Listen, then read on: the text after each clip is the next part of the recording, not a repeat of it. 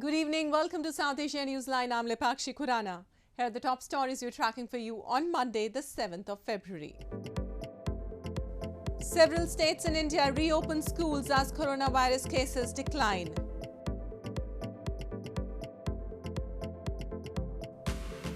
Foreign Ministers of Sri Lanka, India hold talks on energy security and fishermen issue.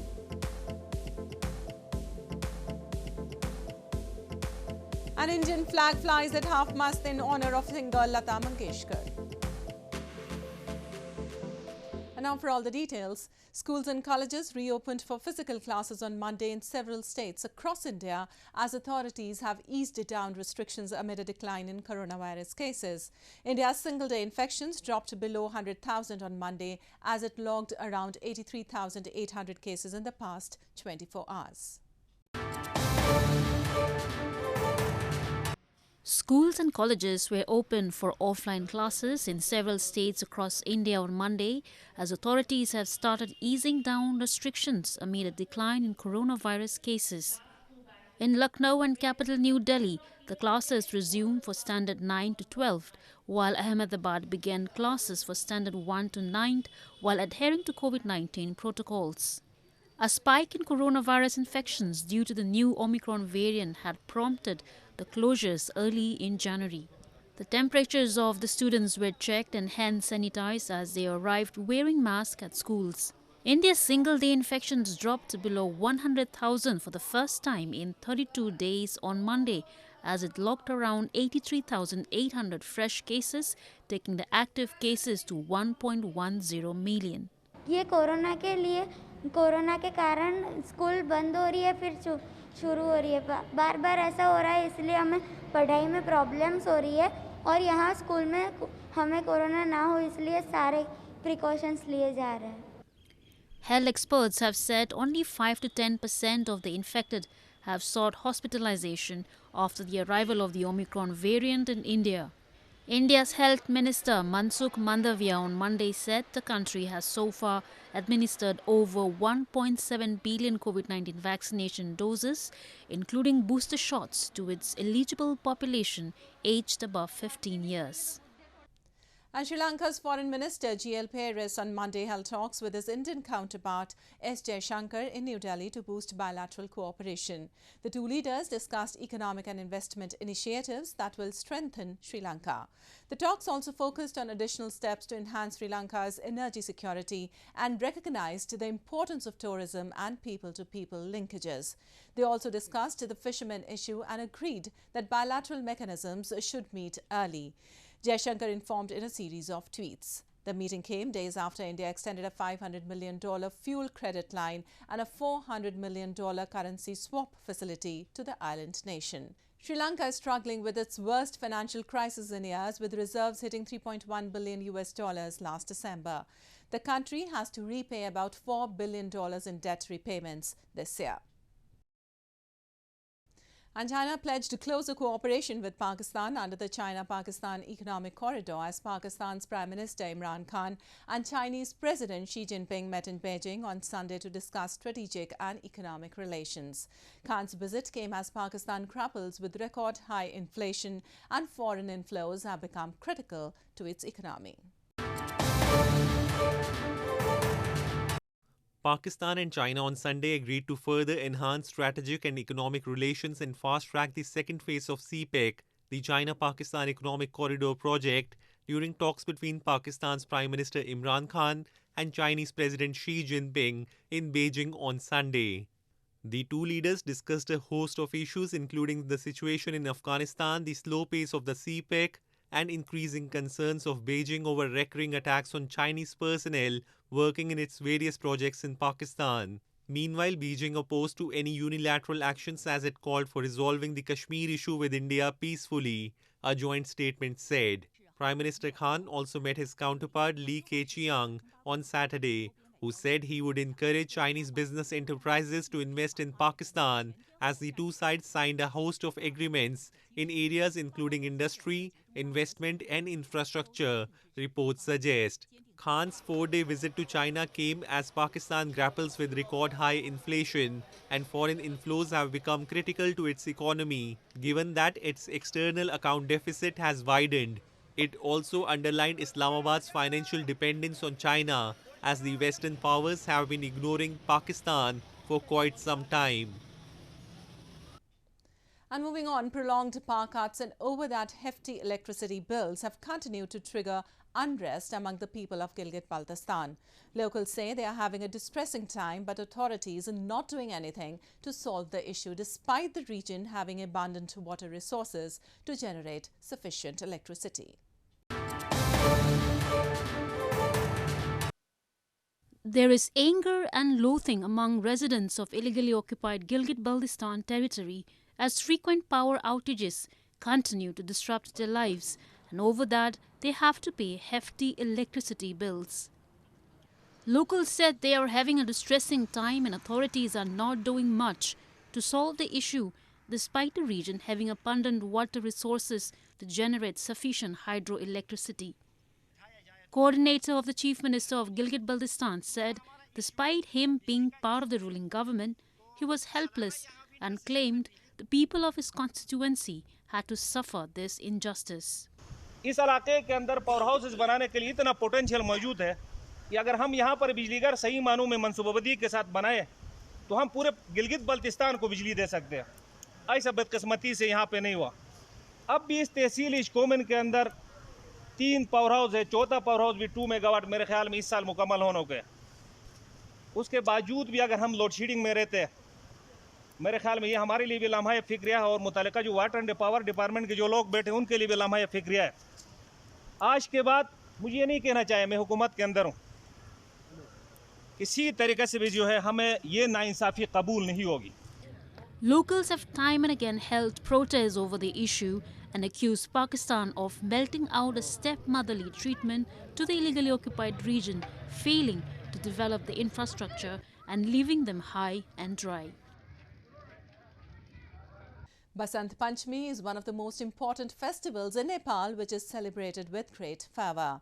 The day is dedicated to Goddess Saraswati, the Hindu deity of learning and music. Students in capital Kathmandu celebrated the occasion over the weekend by visiting the Saraswati temple in the Swayambhunath Stupa and prayed for success in their studies.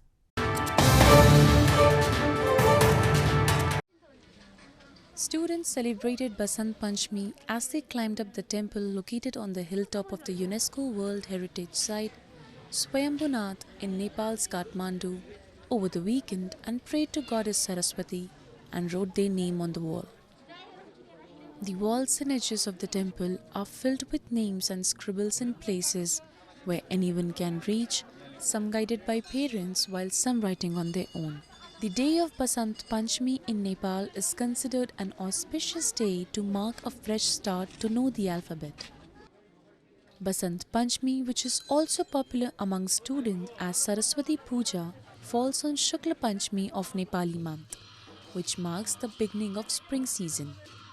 It follows the religious belief that if students worship Saraswati, they will get success in their studies. भगवान को पूजा गर्नलाई उहाँ नै त्यो एजुकेसनको देवता हो, शिक्षाको देवता, उहाँले नै शिक्षा दिनुहुन्छ, गुण दिनुहुन्छ, राम्रो कुरा सिकाउनुहुन्छ, त्यही भएर उहाँको पूजा गर्नु जरुरी छ वर्षमा एकचोटी। Many of their parents brought their sons and daughters to the temple to introduce them to alphabets by writing on the walls and edges of the temple, marking it as their start into the academic field. यो किनभने हाम्रो यो परम्परादेखि नै चलिआइरहेको हैन, जुन सरस्वती माता हाम्रो चाहिँ अब उहाँ चाहिँ अब ज्ञानको मन्दिर हुनुहुन्छ, त्यही भएर हामी चाहिँ यो मन्दिरमा आएर सानो बच्चाहरूलाई लेखाउने पढाउने गर्छौं, किनकि भन्दाखेरि यो बच्चाले केही सिक्छ भनेर ज्ञानको कुराहरू, त्यही भएर नै हामी आउँछौं। In comparison to earlier years, the celebration of Saraswati Puja this year was largely limited due to Covid-19 pandemic, as most schools in Kathmandu Valley chose not to organize any formal events to celebrate. And popularly known as the Nest Man of India, Rakesh Khatri, a bird lover, has created more than 250,000 nests for his feathered friends across the country. Since the pandemic hit, he has been conducting workshops and webinars mostly for children, teaching and encouraging them to build birdhouses.